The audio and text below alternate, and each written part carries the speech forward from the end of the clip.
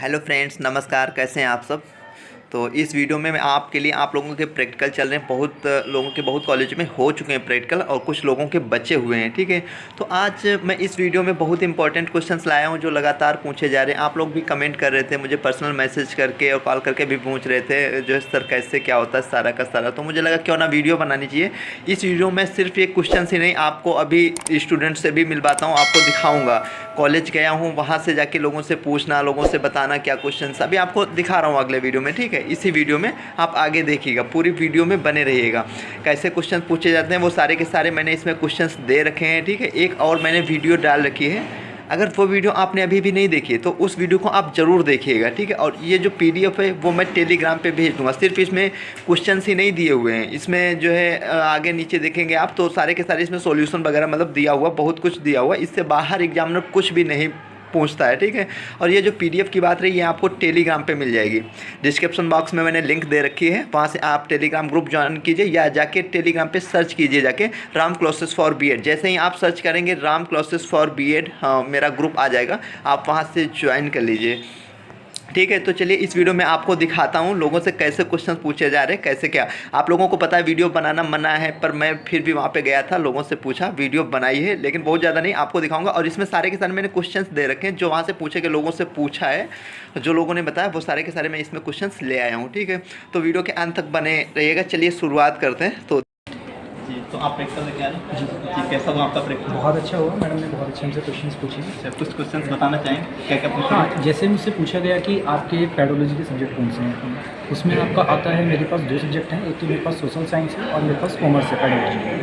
इसके बाद मैडम ने मुझसे पूछा कि आपका टॉपिक क्या है स्टूडेंट्स में, तो मैंने बताया कि मेरे पास जो टॉपिक है वो है स्वामी दयानंद सरस्वती। मैम उसके बाद मेरे साथ जो 2 लोग थे उनसे क्वेश्चन दिए गए, उसमें मैडम ने हमसे एक बहुत अच्छा क्वेश्चन पूछा कि जो आपका लेसन प्लान होता है वो बेसिकली 3 पार्ट्स में डिवाइड होता है, वो कौन से पार्ट हैं। हाँ, अब मेरे को तो 6 याद है, ठीक है, बट जब हमसे नहीं बताया गया तो मैडम ने हमें बताया कि वो 3 पार्ट्स में डिवाइड होते हैं, जिसमें आपका होता है इनपुट, प्रोसेस एंड आउटपुट। तो यही रहा अच्छा।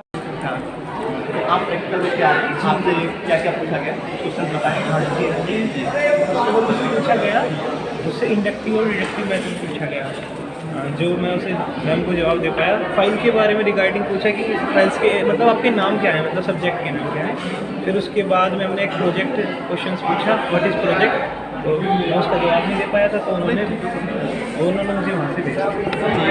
जी जी तो आज आप प्रैक्टिकल लेके आ रहे हैं जी, सही है। कैसा हुआ आपका प्रैक्टिकल? बहुत अच्छा रिस्पांस था और अच्छा भी नहीं, मतलब एवरेज था। अच्छा, क्या क्या क्वेश्चन आपसे पूछे, कुछ बताना चाहोगे?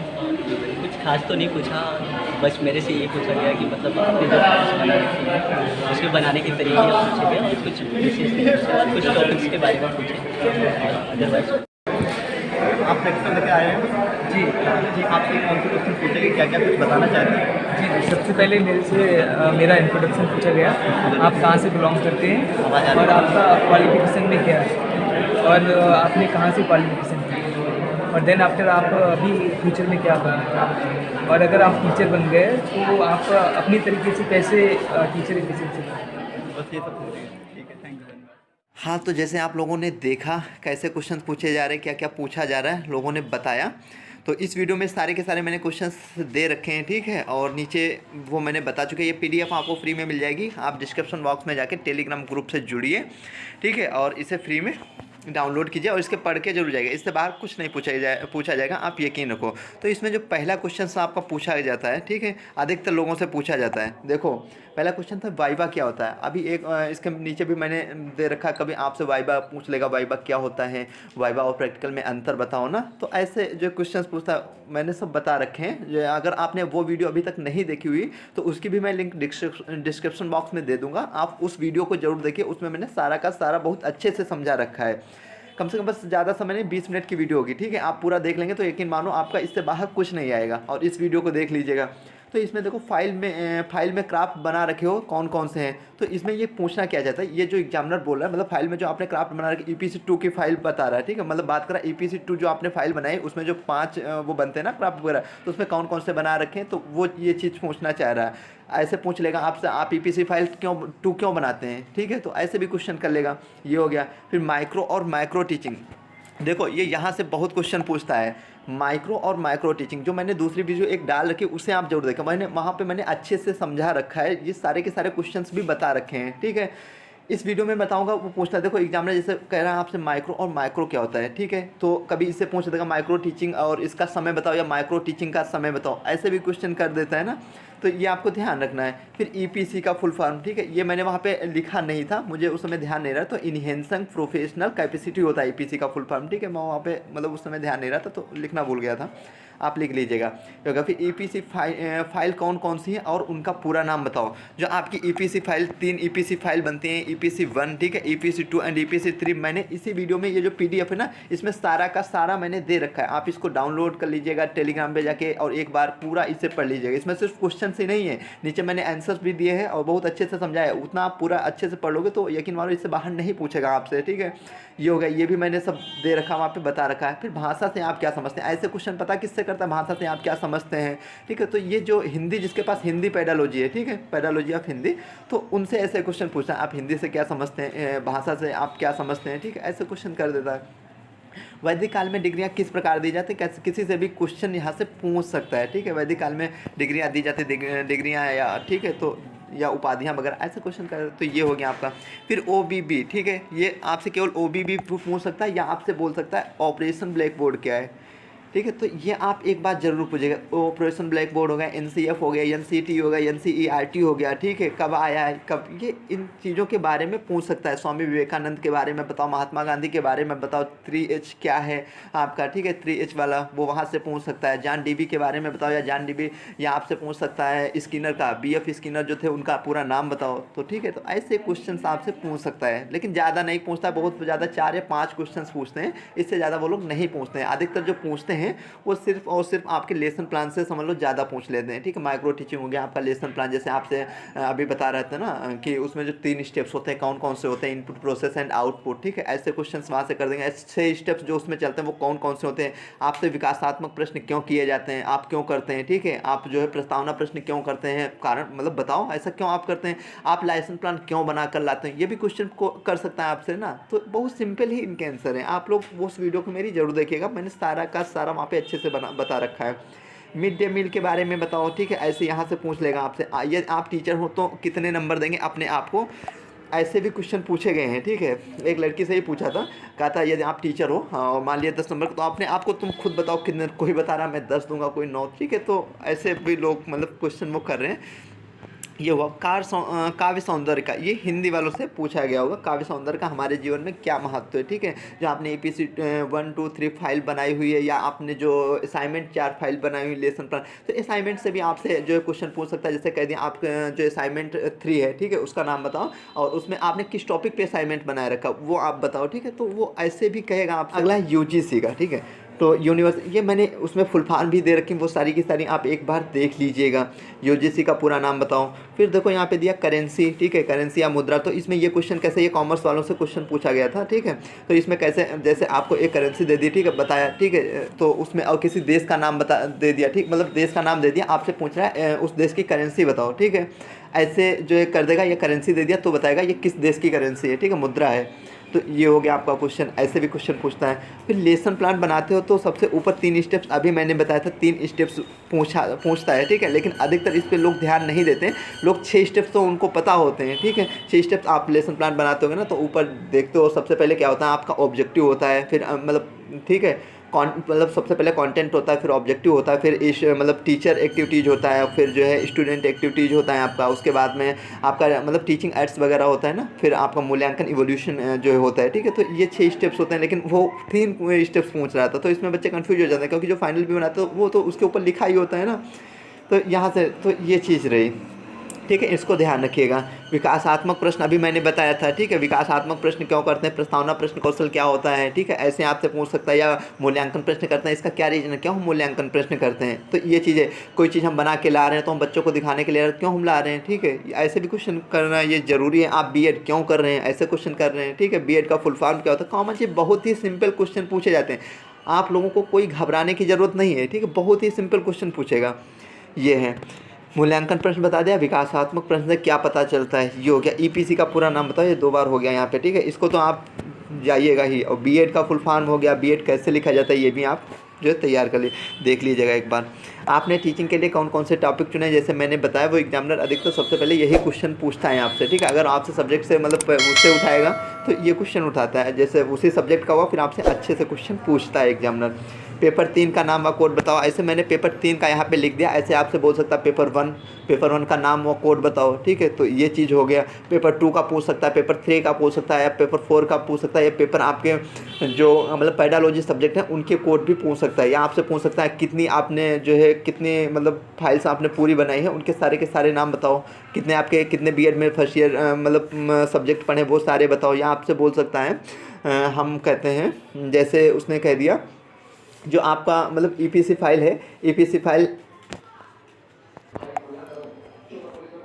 ये हो गया आपका। फिर अगला देखो आप बीएड क्यों कर रहे हैं, अभी मैंने बताया था ना, तो क्यों कर रहे हैं आप कुछ और बताएंगे, आप टीचिंग के लिए बताएंगे, कोई कुछ बताएगा, ठीक है। या आप कॉमन क्वेश्चन आपको पता होंगे, और उस वीडियो मैंने सारा अच्छे से समझाया, वो वीडियो आप जरूर देखिएगा अगर आपका अभी प्रैक्टिकल नहीं हुआ।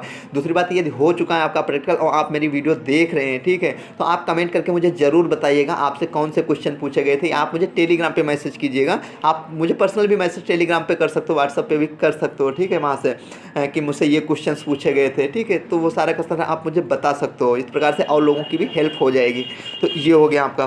देखो अगला यहाँ पे क्वेश्चन है वो है आगमन और निगमन विधि क्या है। देखो यहाँ से तो अधिकतर पूछता है, मैंने बताया ना अभी, आगमन निगमन विधि क्या है या शिक्षण विधि। देखो शिक्षण की विधियाँ बताओ, ये नीचे लिखा शिक्षण की विधियाँ बताएंगे तो आगमन हो गया, निगमन हो गया, समस्या समाधान हो गया, प्रस्तावना, कई बहुत सारी विधियाँ मैंने इसमें दे भी रखी है। पीडीएफ आप जरूर डाउनलोड कीजिएगा, वहाँ से इसे जरूर एक बार पढ़ के जाइएगा। यहाँ से सिर्फ क्वेश्चन है, नीचे मैंने सारा का सारा दे रखा, उसे अच्छे से एक बार पढ़ लीजिएगा।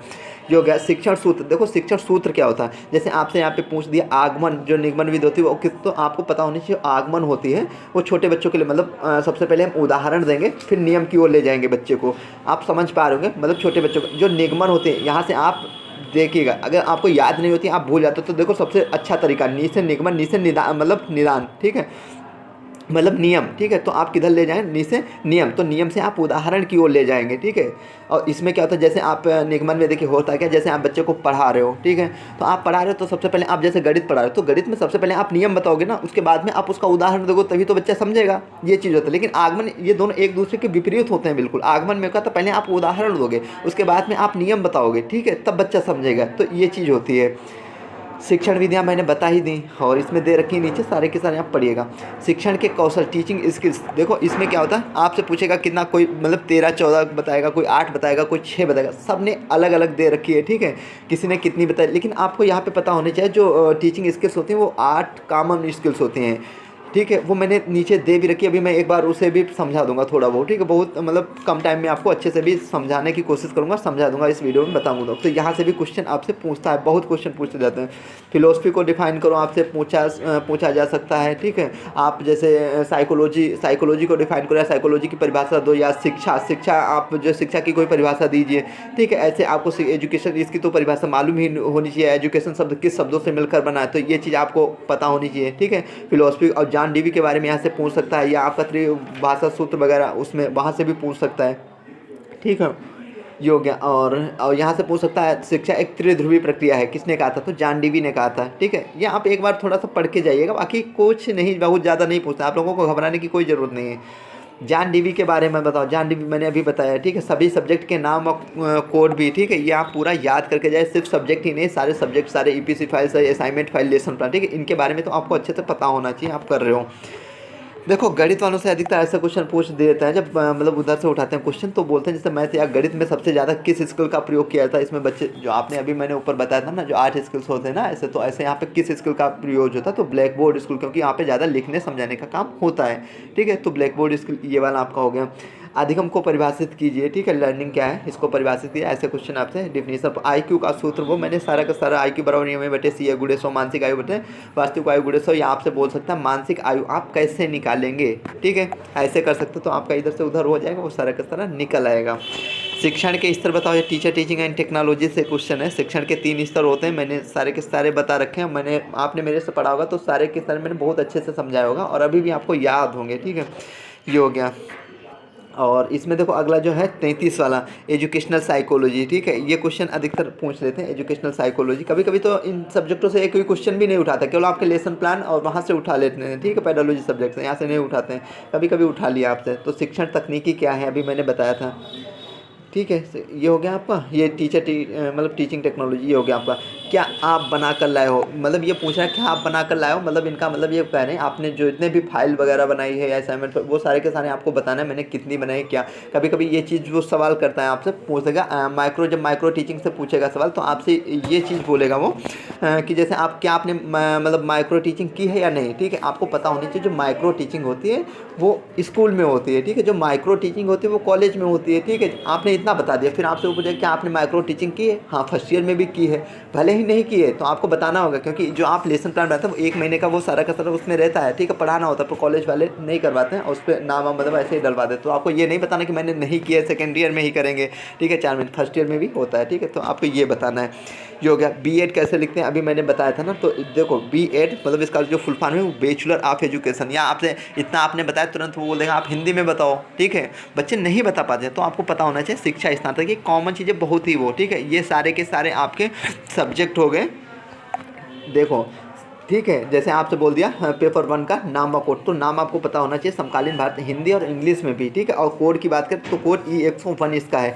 ये नहीं 101 केवल बोलना, E101, ठीक है। और 2 का पूछे तो E102 ऐसे, ठीक है। पूरे हिंदी इंग्लिश में नाम आप याद कर लीजिएगा। ये पेडोलॉजी जो सब्जेक्ट मैंने यहाँ पे लिखे हुए हैं ये आपके जो भी हों, पेडोलॉजी ऑफ हिंदी हो गया, पेडोलॉजी ऑफ SST हो गया, ठीक है। इनमें से जो भी आपका पेपर फर्स्ट और सेकंड हो, और जितने भी सब्जेक्ट हैं, कॉमर्स हो गया, इंग्लिश हो गया, SST मतलब सारे के सारे, तो वो आपके पास जो भी हो तो उसके भी याद कर लेने हैं, जो हो गए, ठीक है। ये यहाँ तक हुआ। फिर आपको ये EPC1 यहाँ पे मैंने बताया, मैंने EPC का फुल फॉर्म लिखने को भूल गया एक्चुअली, मुझे उसमें ध्यान नहीं। तो EPC इनहेंसिंग प्रोफेशनल कैपेसिटी, ठीक है। क्या होता है इनहेंसिंग प्रोफेशनल कैपेसिटी, वो आपको याद कर लेना है, ठीक है। पूछ दिया EPC1 का नाम बताओ, तो ये आपको ये पता होना चाहिए। आर्ट एंड मतलब EPC2 ये आर्ट एंड, और ये हो गया तीनों, मतलब तीनों आपको याद होने चाहिए। फिर CC का फुल फॉर्म पूछ दिया, CC क्या होता है आप ही बताओ, ठीक है। तो ऐसे कोर्स हो गया आपका। PC का मतलब पेडालॉजिकल कोर्सेस, ये मत बता देना वहाँ पर पर्सनल कंप्यूटर होता है, ठीक है। ये सारी चीज़ें आपको याद रखना है। आपके कॉलेज का पूरा नाम व कोड ऐसा कभी क्वेश्चन करता नहीं, कभी मन में आया तो कर दिया, अदरवाइज नहीं करता है क्वेश्चन, पर मैंने लिख दिया इतना तो आपको पता होना चाहिए नाम व कोड, ठीक है। नाम तो सभी को पता होगा पर कोड नहीं पता होता है, वो भी आप एडमिट कार्ड पे ही लिखा होगा, आप देख लीजिएगा। मौखिक तथा प्रयोगात्मक परीक्षा में क्या अंतर है, ठीक है। देखो मौखिक वाइवा आप, ठीक है, और प्रयोगात्मक दोनों में आपको डिफरेंस समझ में, उस वीडियो में मैंने सब अच्छे से समझा रखा, उस वीडियो को आप जरूर देखिएगा, ठीक है। माइक्रो टीचिंग की कुल कितनी स्किल्स होती हैं ये भी मैंने बता रखा है, ठीक है। तो ये आपको करना है। जैसे skill of introducing a lesson, ठीक है, वहाँ पे मैंने अच्छे से बताया है। इसमें क्या प्रस्तावना प्रश्न, यूजिंग ब्लैक बोर्ड, क्वेश्चनिंग होगा, रीइंफोर्समेंट मतलब पुनर्बलन देना, ठीक है। स्टिमुलस वेरिएशन, कहाँ पर आवाज़ को उठाना, कैसे गिरना, एक्सप्लेन मतलब हम किसी चीज़ को कैसे एक्सप्लेन करते हैं, कितने अच्छे तरीके से एक्सप्लेन कर सकते हैं, ये चीज़ें, प्रॉब्लम क्वेश्चन, ठीक है, ये हो गया। और ये सारी की सारी 8 आपको पता होनी चाहिए इनके बारे में। एक जो मैं डिस्क्रिप्शन बॉक्स में जिसकी लिंक दे रहा हूँ वीडियो की, वो आप जरूर देख लीजिएगा, वहाँ से आपका सारा का सारा भी कंफर्म हो जाएगा, आपको कोई घबराने की जरूरत नहीं। माइक्रो टीचिंग पुस्तक के लेखक एलन और रेयान, ये यहाँ से मैंने अभी बताया था माइक्रो और माइक्रो, ठीक है। तो आपको या मेगा कर सकते हैं या इंटर्नशिप, ये सेकेंड इंटर्नशिप वैसे सेकेंडरी में बोलते हैं ना, होता है अलग से। तो माइक्रो आपको पता होनी चाहिए कॉलेज में होती है, और माइक्रो जो होती है वो स्कूल में होती है।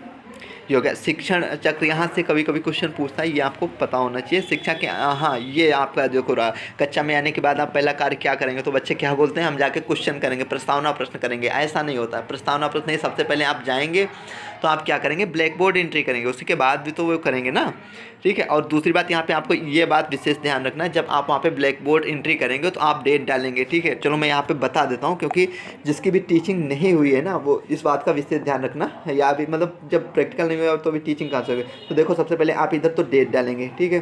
फिर यहाँ पे बड़ा लिख रहा है, मेरे पास एकदम पेन नहीं है वैसा वाला, ठीक है। यहाँ पे आप क्या डालेंगे, यहाँ पे आप डालेंगे सबसे ऊपर सब्जेक्ट, ठीक है, सब्जेक्ट। अभी मैं हिंदी में भी बताऊंगा, जो लोग हिंदी में एंट्री करते हैं उन्हें ब्लैक बोर्ड एंट्री कैसे करना है। फिर यहाँ पे आपका सब सब्जेक्ट हो जाएगा, ठीक है, सब सब्जेक्ट, ठीक है। ये यहाँ पे पता होना चाहिए, सब्जेक्ट के नीचे सब्जेक्ट ही है, सब ये आगे हो जाएगा, ठीक है, और ये बराबर होनी चाहिए। फिर यहाँ पे आप टॉपिक डालेंगे, ठीक है। फिर आप यहाँ पे डालेंगे तो आप देखो CDP, आप एक चीज़ याद रखना, ये भूल जाता है ना, CDP, C से आपका क्लास हो जाएगा, D से ड्यूरेशन हो जाएगा, P से पीरियड हो जाएगा, ठीक है। इतनी आपको पकड़नी। अब देखो हिंदी वाले हैं वो देख लेंगे एक बार इसको। जैसे हिंदी में आप एंट्री कर रहे हो तो यहाँ पे दिनांक डालेंगे, उसके बाद में आप विषय डालेंगे, ठीक है। फिर उसके नीचे जो डालेंगे वो डालेंगे उपविषय, फिर इसके नीचे डालेंगे आप प्रकरण, इतना हो गया आपका यहाँ पे। फिर इधर जो आप डालेंगे वो आप डालेंगे मतलब कक्षा हो जाएगा पहले, ठीक है, क्लास मतलब कक्षा हो जाएगा आपका, फिर मतलब कालांश हो जाएगा, फिर आपकी अवधि हो जाएगी कितने मतलब कितने मिनट का पीरियड है, ये आपका हो जाएगा। अब एक बात आपको यहाँ पे विशेष ध्यान रखें, जब आप प्रकरण लिखेंगे, ठीक है, प्रकरण, तो यहाँ पे इसके आगे आपको पता है ये तभी आपके आगे बढ़ना है, ये नहीं आप गए और आपने जो आपको टॉपिक पढ़ाना है वो टॉपिक यहाँ पे वो भी फिल कर दे, ये आपको फिल नहीं करते। जब आप 4 या 5 प्रश्नावना प्रश्न कर लेंगे ना, क्वेश्चन वो बहुत सिंपल से निकालें, तब आपको जब आपका टॉपिक निकल के आएगा तब आपको यहाँ पे अपना टॉपिक भरना है, वो आप यहाँ पे अपना टॉपिक डाल देंगे। जैसे आप यहाँ पे डालेंगे उसके नीचे फिर एक बात और विशेष ध्यान रखिएगा, उसके नीचे अंडरलाइन जरूर कर दीजिएगा, ठीक है। तब आपको वो आप बोलेंगे भी यहाँ पे, जैसे ही आपका वो निकल के आएंगे, छात्रों आज हम और आप मिलकर इस विषय, जैसे आपने ले लिया मनुष्य का श्वसन तंत्र, तो छात्रों आज हम और, जैसे ही टॉपिक निकलेगा तब आप बोलेंगे तुरंत ही कि छात्रों आज हम और आप मिलकर मनुष्य के श्वसन तंत्र के विषय में अध्ययन करेंगे, या विद्युत बल्ब ले लिया फिजिकल साइंस में, या किसी और सब्जेक्ट में कोई और टॉपिक ले लिया, तो ऐसे करके तब आप यहाँ पे भरेंगे अपना जो है टॉपिक। जैसे यहाँ पे मनुष्य का श्वसन तंत्र लिखा टॉपिक, उसके बाद में नीचे क्या डालेंगे, अंडरलाइन कर देंगे, ठीक है। तो ये आपका हो गया। इतना विशेष आप ध्यान रखिएगा ब्लैक बोर्ड एंट्री में, ये अधिकतर लोग गलती करते हैं। प्रस्तावना कौशल का प्रयोग क्यों किया जाता है? छात्रों को प्रेरित करने के लिए और पूर्व ज्ञान को नए ज्ञान से जोड़ने के लिए। ये हो गया प्रस्तावना। वही जो इंट्रोड्यूसिंग क्वेश्चन होते हैं, 5 क्वेश्चन आपके किए जाते हैं, 5 होते हैं, 4 मतलब 4 से कम नहीं होने चाहिए, 5 से ज़्यादा नहीं होने चाहिए। कुछ लोग 3 कर देते हैं, वो गलत तरीका, 3 नहीं होने, मतलब 4 से कम नहीं होने चाहिए। प्रस्तावना प्रश्न कौशल उद्दीपन पर स्टिमुलस सजेशन, ये यहाँ से बताया, इसमें क्या छात्रों की रुचि बनी रहती है। पुनर्बलन रीइंफोर्समेंट किसे कहते हैं? खूब आप लोगों को पढ़ाया था ना, ये हो गया ऐसी क्रिया जो, ठीक है। पुनर्बलन के प्रकार, देखो यहाँ से आपसे क्वेश्चन करता है, देखते पुनर्बलन के प्रकार आपके सकारात्मक पुनर्बलन हो गया, नकारात्मक पुनर्बलन। जैसे आपसे बोल दिया आप कक्षा में जा रहे हो तो सकार मतलब जब आप पढ़ाते तो विशेष बातों का ध्यान देना होता है, ऐसा नहीं आप सिर्फ गए आपने जो है वहाँ पे मतलब पढ़ाया आपने, फिर आपने बच्चों से क्वेश्चन किया, बच्चों ने बताया उसका उत्तर, फिर भी आपने कहा ठीक है बैठ जाओ, ऐसा नहीं होता। ठीक है बैठ जाओ नहीं, वेरी गुड बेटा, ठीक है, वेरी गुड बैठ जाइए, ठीक है, ये चीज़ हुई। और उसे आप कह सकते हैं, ठीक है, मतलब जो कुछ शब्द होते हैं जिनको आपको प्रयोग करना है, ठीक है, ये नहीं ऐसे ही कर देना है। ये हो गया आपको। देखो अगला है जो आपका सकारात्मक पुनर्बलन, नकारात्मक। सकारात्मक जैसे मुस्कुराना हो गया, सहमत देना, टॉफी देना, ये आँख के दिखाने, नकारात्मक हो गया। और भी मैंने बहुत अच्छे से समझाया है दूसरी वाली वीडियो में।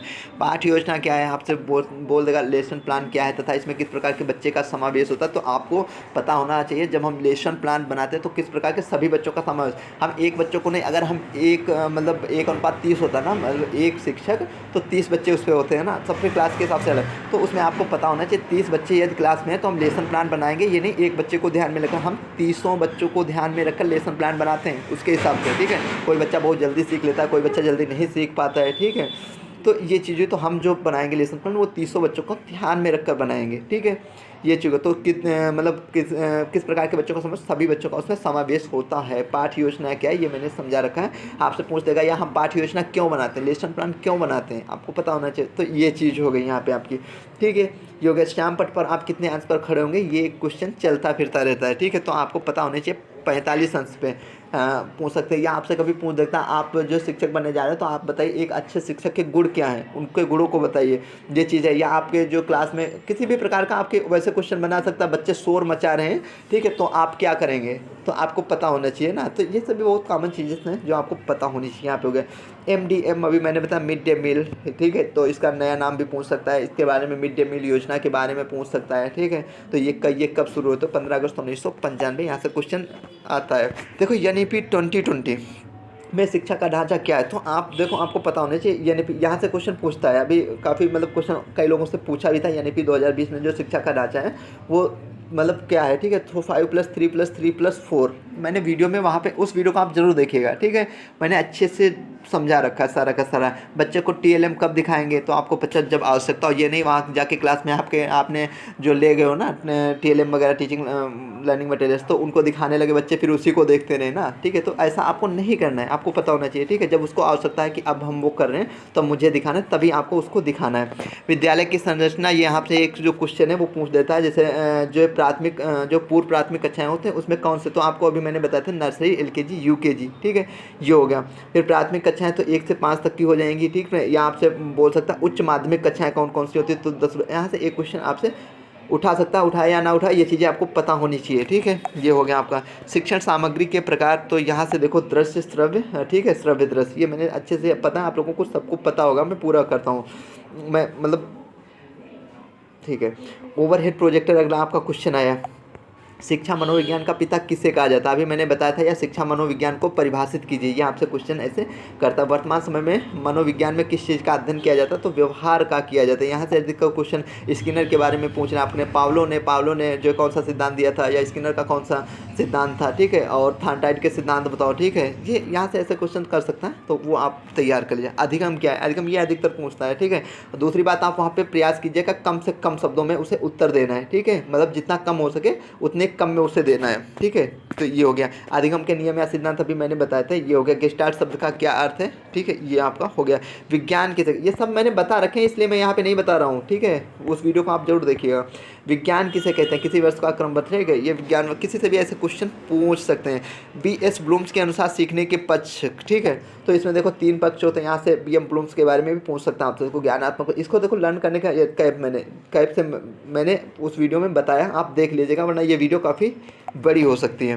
तो भाषा अर्जन तथा भाषा अधिगम में अंतर मैंने सारा का सारा बता रखा, तो जल्दी मैं अब बताने की आपको कोशिश करता हूँ। भाषा कौशल, ठीक है, तो आपसे पूछ सकता है हिंदी में, जब आपने EPC 1 बना ना, उसमें सारा का सारा ये रहता है ना, तो सुनना होगा, बोलना आप भूल जाते हैं ना, तो इसका क्रम में लगाने को कभी कभी बोलते हैं, क्रम में नहीं लगाओ। तो आपको याद क्या करना है, इसमें याद करना है सब पल, सा से सुनना, बा से बोलना, पा से पढ़ना, ला से लिखना, ठीक है। तो इतना आपको याद रखना है। ये हो गया। बुद्धि लब्धि का सूत्र अभी मैंने बताया था, यह मैंने ऐसे लिखा हुआ, तो आपको पता होना है IQ मतलब इंटेलिजेंट क्वेटेंट, ठीक है। IQ मतलब बुद्धि लब्धि बराबर मानसिक आयु बटे वास्तविक आयु, यहाँ पे होगा, फिर गुणे 100, ठीक है। यहाँ पे मैं कर नहीं पाया था, थोड़ा जल्दी में था, इस वजह से ये हो गया। फिर फार्मूला आपसे, फुल फॉर्म्स आपसे मैंने बताया था, जैसे SSA पूछ सकता है, ठीक, सर्व शिक्षा अभियान हो गया। NCF के बारे में, NCF कब आया था, ठीक है। RT के बारे में, LKG का लोअर, ये सारे के सारे मैंने इसमें आपको मैं कुछ इंपॉर्टेंट बता रहा हूँ जो आपको बिल्कुल ही याद कर लेना। जैसे NCF हो गया, RTE हो गया, एक मिनट, जैसे आपका NCF हो गया, RT हो गया, और NCERT हो गया, NCTE हो गया, ठीक है, UGC हो गया, और आपका NEP तो सबको पता, नेशनल एजुकेशन। डाइट आपका हो गया, और ये डाइट हो गया, IQ हो गया, और CBSE हो गया, CCE हो गया, ठीक है। CCE का आप विशेष ध्यान रखिएगा। ये हो गया। शिक्षा किसे कहते हैं अभी मैंने बता रखा है। और शिक्षा केंद्र, किन्हीं 2 बाल केंद्रित विधि का कहाँ केंद्रित विधि का नाम बताओ। या आपसे ऐसे भी क्वेश्चन वो करता है, जैसे आप पेडालॉजी सब्जेक्ट अपने जो भी हो आपके पास, तो आप पढ़ा रहे हैं, उसमें किस विधि का प्रयोग करेंगे, ठीक है। तो वो आपको पता होना चाहिए। योजनाविद हो गया, वादविद हो गया, व्याख्यानविद, पाठ्य पुस्तक, या बोल सकते हैं आपके बाल केंद्रित, ठीक है, चाइल्ड सेंटर्ड, ठीक है, विधि के नाम। तो योजनाविद आपका हो गया, और ये वाद विवाद विद हो गया। किसी एक शिक्षक केंद्रित मतलब जो है टीचर सेंटर्ड, ठीक है। तो इसमें क्या हो गया, आपकी व्याख्यान विद हो गया, पाठ्य पुस्तक विद हो गए। आपने कुल किस पुस्तकों की समीक्षा की, इसका मतलब ये बोल रहे हैं आपने जो भी आपके मतलब कंपलसरी सब्जेक्ट हो गए 4, पेडालॉजी सब्जेक्ट हो गए, तो आपने असाइनमेंट फाइल हो गया, आपके लेसन प्लान्स हो गया, आपकी EPC सारी की सारी आपको इसमें बताना है, ठीक है। अगर वो बाद में आपसे कह देता केवल जैसे आप कंपलसरी सब्जेक्ट बता दो, या आपने केवल जो आपने 6 सब्जेक्ट पेपर दिए वो बता दो, तो आपको वैसे बताना है, वैसे आपको सारे के सारे बताने हैं। आनुवांशिकता का जनक योजनाविद, इसमें आपके मैं बता देता हूँ कौन कौन सा पूछता है। जैसे आगमन हो गया, यहाँ पे निगमन हो गया, प्रश्नोत्तर हो गया, समस्या समाधान, रेखीय और साखी, मतलब कुछ ही हैं जो पूछ सकता है। बाकी ये सारे के सारे ही इंपॉर्टेंट है, आपको ये तो पता ही है, तो आप इसे एक बार जरूर देख लीजिएगा। PDF आपको टेलीग्राम पे मिल जाएगी, आप डिस्क्रिप्शन बॉक्स में लिंक दे रखी है। अगर आपको कोई टेक्निकल इशू आती है ज्वाइन करने में, तो आप जाके टेलीग्राम पे सर्च कीजिएगा राम क्लासेस फॉर BA, जैसे ही डालेंगे ग्रुप आ जाएगा, आप वहाँ से डाउनलोड कर लीजिएगा, ठीक है। ये हो गया बुनियादी शिक्षा, ठीक है, महात्मा गांधी। ये हो गया सूच का सिद्धांत, कोहलर, ठीक है, स्किनर का पावलो, ठीक, ये सारे के सारे आपको एक बार पढ़ लेने हैं। संविधान में समवर्ती सूची को, यहाँ से एक क्वेश्चन उठा देता हूँ, ठीक है, ये आपको पढ़ लेना है। 3H और 3R, ये सारे के सारे मैंने उस वीडियो में बता रखे हैं। ये हो गया आपको। फिर समस्या समाधान विधि हो गया, ठीक है, ये समस्याओं को चुनना, समस्या के कारण, आगमन निगमन विधि, तो ये शिक्षण सूत्र। आपको पता होनी चाहिए शिक्षण विधि शिक्षण सूत्र दोनों अलग होते हैं। कुछ बच्चे मतलब कन्फ्यूज रहते हैं शिक्षण विधि क्या होते हैं। मैंने जब वीडियो डाली है तो उसमें मैंने बहुत अच्छे से समझाया। ऐसा नहीं आपको जो शिक्षण विधि सूत्र पूछ रहा है और आप शिक्षण विधि बता रहे हो, आगमन विधि हो गया, निगमन हो गया, समस्या समाधान हो गया, जो भी है वो बता रहे हो, ऐसा नहीं होता है, ठीक है। तो शिक्षण सूत्र अलग होते हैं, ये चीज़ हो गया। और B.Ed में तो मैंने अच्छे से ही समझाया है आपको। ये हो गया परियोजना विद प्रत्यक्ष विधि। तो ये थी आज की वीडियो। आई होप आप लोगों को ये वीडियो अच्छी लगी होगी। दूसरी बात, आप लोग फीडबैक दे दिया करो, ठीक है। वीडियो जैसी भी लगी, अच्छे लगे तो लाइक किया करो, अदरवाइज लाइक ना किया करो। तो ये रहा, ठीक है। और आपको जिस मतलब टॉपिक पे वीडियो चाहिए वो भी आप बताइए। कुछ मतलब प्रॉब्लम होती तो आप लोग कमेंट कर दिया करो, और टेलीग्राम ग्रुप ज्वाइन कर लो, वहाँ से आपको काफ़ी हेल्प मिलेगी। तो ये रही आज की वीडियो, और कैसी थी वीडियो बताइएगा। तो आई होप ये वीडियो आप लोगों को अच्छी लगी होगी। चैनल पे नए होना तो चैनल को सब्सक्राइब कर लेना, बेल आइकन दबा लेना ताकि आने वाली हर वीडियो की नोटिस आप तक पहुंच सके। तो इस वीडियो में इतना ही, मिलते हैं अगले वीडियो में। वीडियो देखने के लिए आपका दिल से धन्यवाद।